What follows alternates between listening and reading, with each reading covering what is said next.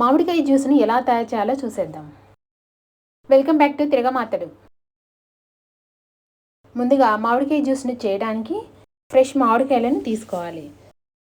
మామిడికాయను cut చేసుకుని లోపల ఉండే పల్పునంతా మిక్సీ జార్లోకి తీసుకోవాలి. వీడియోలో చూపించిన విధంగా కట్ చేసుకుంటే తొందరగా ఈజీగా మామిడికాయ పల్పునంతా ఈజీగా తీయవచ్చు. ఇంటికి ఎవరైనా గెస్టులు వచ్చినప్పుడు చాలా ఈజీగా మామిడికాయ జ్యూస్ను ఈ విధంగా తయారు చేసుకోవచ్చు. మామిడికాయల సీజన్ వచ్చినప్పుడు ఇంట్లో వెరైటీగా మామిడికాయల రెసిపీస్ తయారవుతూ ఉంటాయి కదా. ఇలా మ్యాంగో జ్యూస్ను కూడా చేసి పెట్టుకుంటే ఈజీగా ఎవరికైనా ఇవ్వచ్చు. మామిడికాయలతో ఇంకా వెరైటీ రెసిపీస్ కావాలంటే ఛానల్లో mango custard, mango ice cream కూడా ఉంది, చూడండి.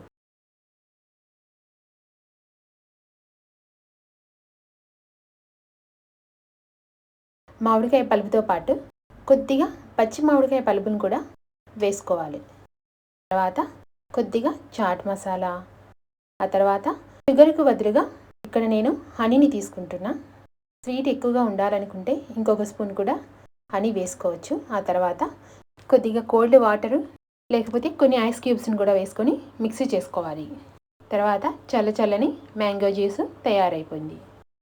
మ్యాంగో జ్యూస్ ఎలా ఉందో కామెంట్ చేసి సబ్స్క్రైబ్ చేసుకోండి.